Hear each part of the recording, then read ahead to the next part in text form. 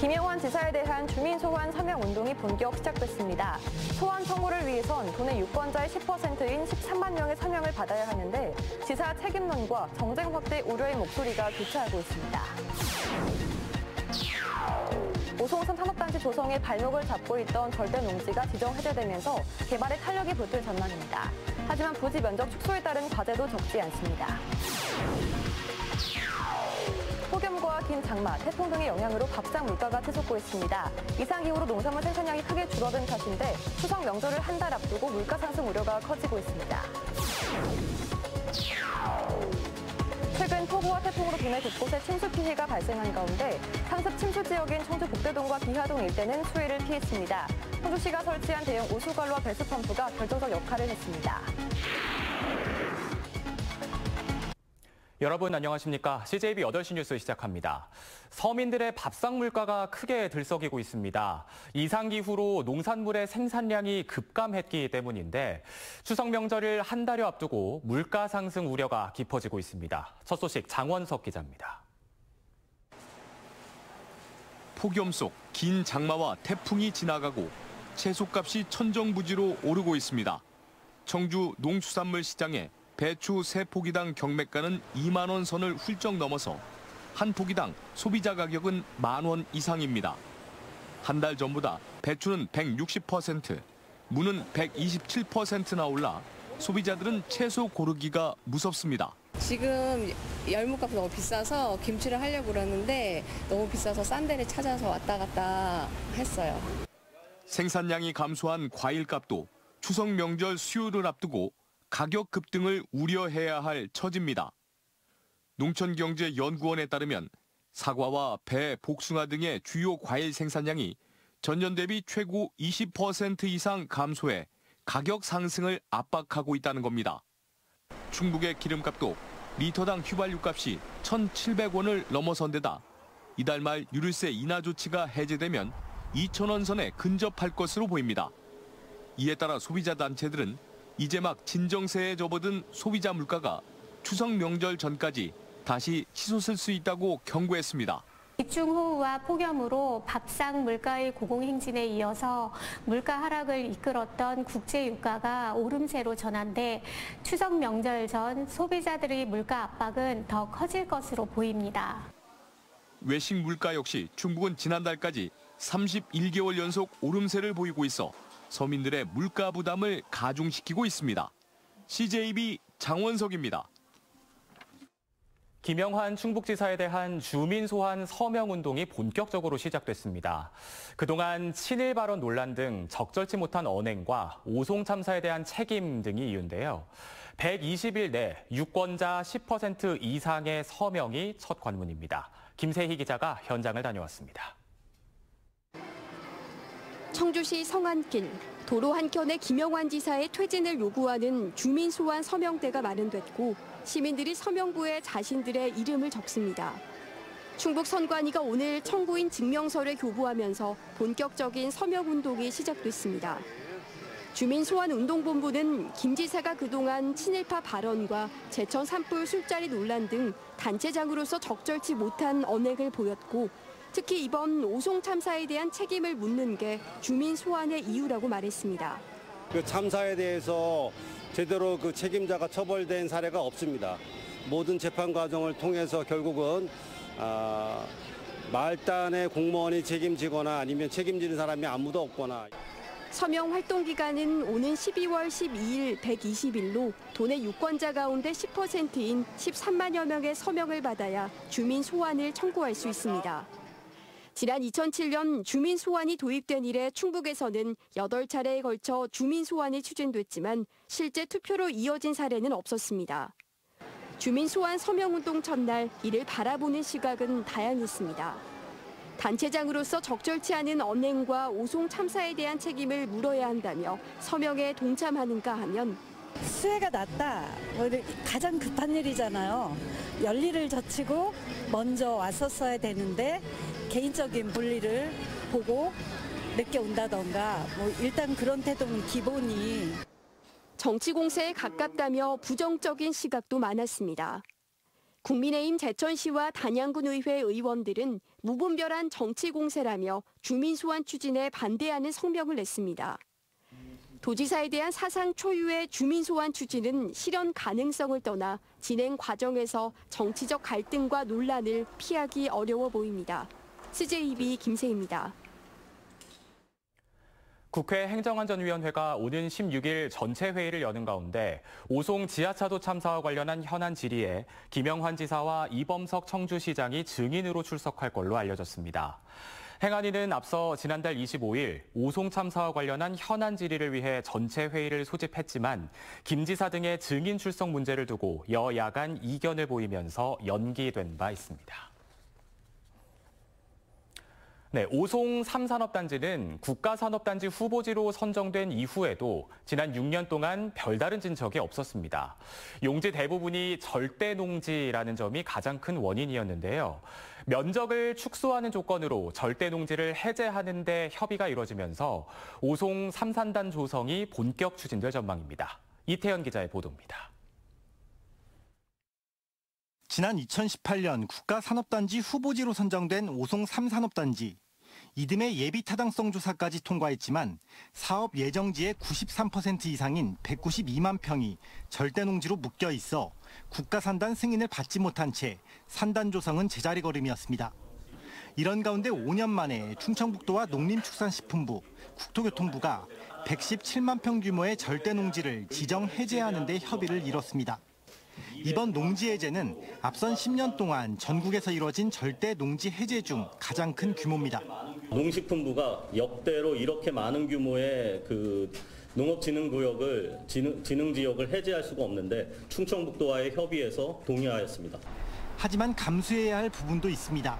후보지로 선정될 당시 오송 3산단의 규모는 205만 평이었지만 이번 조정을 통해 그 규모는 60% 수준인 125만 평으로 축소됩니다.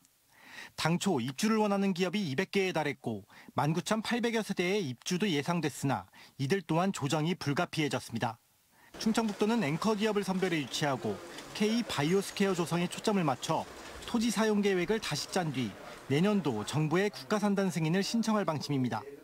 우수한 정조 여건을 갖춘 자족적 기능을 만들려고 했었습니다. 그런데 80만 평이 축소되면서 또 이제 고밀도로 하면서 그런 부분은 어느 정도는 충족하려고 하고요. 절대농지라는 산단 조성의 가장 큰 걸림돌을 넘게 되면서 오송 3산업단지는 이르면 2026년 착공에 들어가 2030년 완공될 전망입니다. CJB 이태현입니다. 올여름 장마와 태풍으로 충북 지역도 침수 피해가 발생했습니다. 하지만 상습 침수 지역인 청주 복대동과 비하동 일대는 큰 피해가 없었는데요. 대형 오수관로와 배수 펌프를 설치한 게 중요한 역할을 했습니다. 박원 기자입니다. 지난달 13일 시작됐던 장마로 청주 지역에는 엿새 동안 529mm의 폭우가 쏟아졌습니다. 물이 빠지는 것보다 내리는 빗물의 양이 더 많았고 이로 인해 침수 피해도 잇따랐습니다.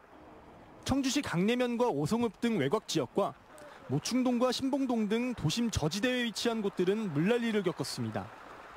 하지만 상습 침수구역이었던 모충동과 비하동의 모습은 달랐습니다. 시간당 20mm 안팎의 세찬 비만 내리면 이 주변은 배수가 안 돼 곳곳이 물바다로 변했는데요. 하지만 주민들은 올해만큼은 끄떡 없었다고 말합니다. 작년 같은 경우는 역류를 했거든요. 배수구마다. 그런데 올해는 역류 없이 쫙쫙 잘 빠졌어요. 예전과 비슷하게 거의 도로도 뽀송뽀송하게 배수가 엄청 잘 돼가지고 흡족하게 생각하고 있습니다. 이번 태풍 카눈 때도 별다른 피해가 없었습니다. 청주시가 설치한 대형 우수관로와 배수펌프가 제 역할을 해냈기 때문입니다. 청주시는 복대동과 비하동 지역을 중심으로 성남천 문구 침수 예방 사업을 진행했습니다. 장마철을 앞두고 완공해 빠른 가동에 나섰는데 그 결과 지금까지 단 한 건의 침수도 발생하지 않았습니다. 여름에 강한 폭우가 왔음에도 불구하고 현장 확인한 결과 충분히 물이 하류로 원활히 배수되고 있는 것을 확인했습니다.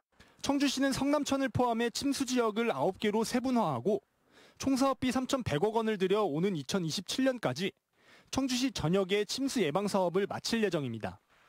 CJB 박원입니다.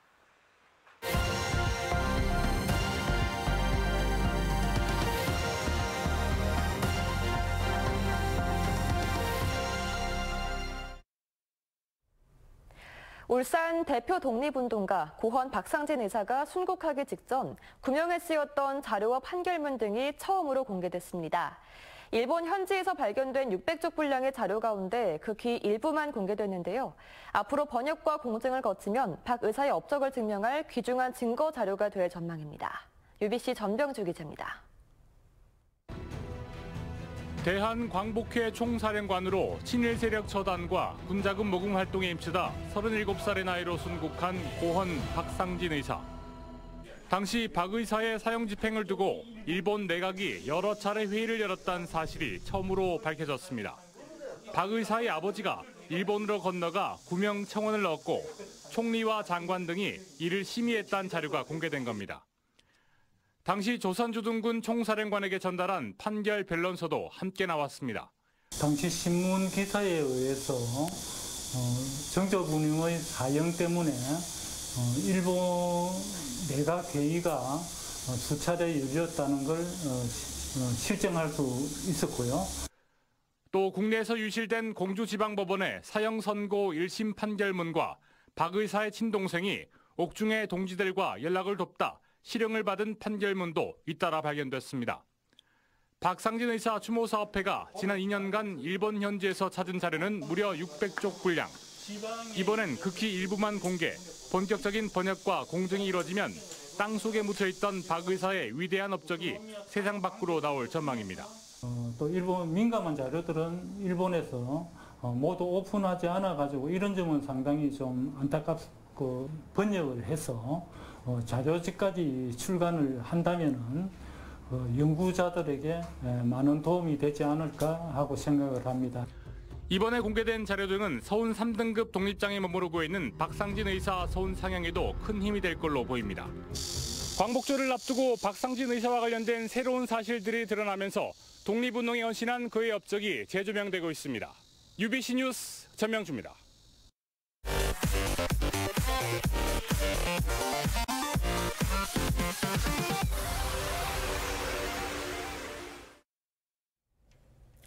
LG복지재단 측이 오송 지하차도 침수 당시 시민들을 구한 유병조, 정영석, 한근수, 양승준 씨 등 4명에게 LG 의인상을 수여했습니다.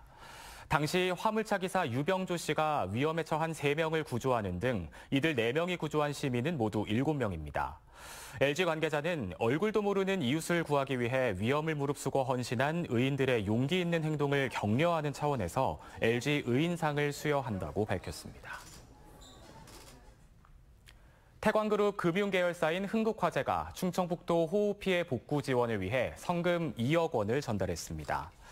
이번 성금은 재해구호협회와 협의를 통해 충북 지역 피해 복구를 위해 사용되며 임규준 흥국화재 사장은 충북 수재민들에게 조금이나마 도움이 되길 바란다고 말했습니다. 청주교대 총동문회가 공립초등 신규교사 채용 축소를 규탄한다며 교육부에 정원을 늘려줄 것을 촉구했습니다. 충북의 초등교사 선발 인원은 올해 74명으로 줄었고 내년엔 26명으로 급감하게 됩니다. 총동문회 측은 이러한 채용 축소가 초등교육의 질적 저하를 가속화할 거라며 도심 과밀학급과 농산촌 소규모 학급이 혼재된 지역적 특성이 반영돼야 한다고 주장했습니다. 충북경찰청은 광복절을 맞아 이륜차 폭출 행위를 집중 단속한다고 예고했습니다.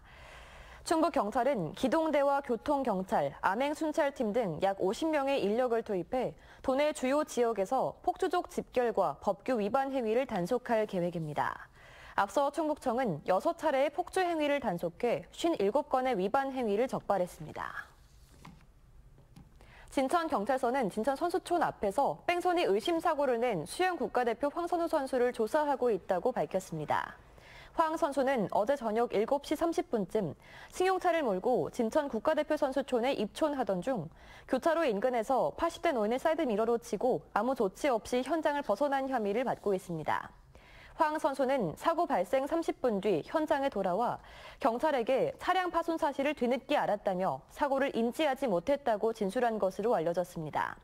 경찰은 현장에서 음주 측정을 했지만 수치는 나오지 않았다며 아직 정식 조사가 이루어지지 않았고 조만간 소환할 예정이라고 말했습니다. 보훈군이 곤충산업 거점단지 지정을 위해 농업회사법인 K1과 업무 협약을 체결했습니다. 농림축산식품부가 주관하는 곤충산업 거점단지는 생산과 가공, 유통시설 구축에 국비 100억 원을 지원하는 사업으로 올 12월 공모를 통해 내년 4월쯤 입지가 최종 결정될 예정입니다. 충주의 한 창호업체 공장에서 50대 작업자가 지게차에 깔려 숨졌습니다.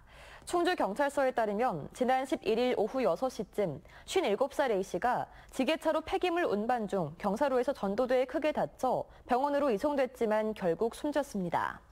해당 업체는 상시 근로자 50인 이상으로 중대재해처벌법 적용 대상으로 확인됐습니다.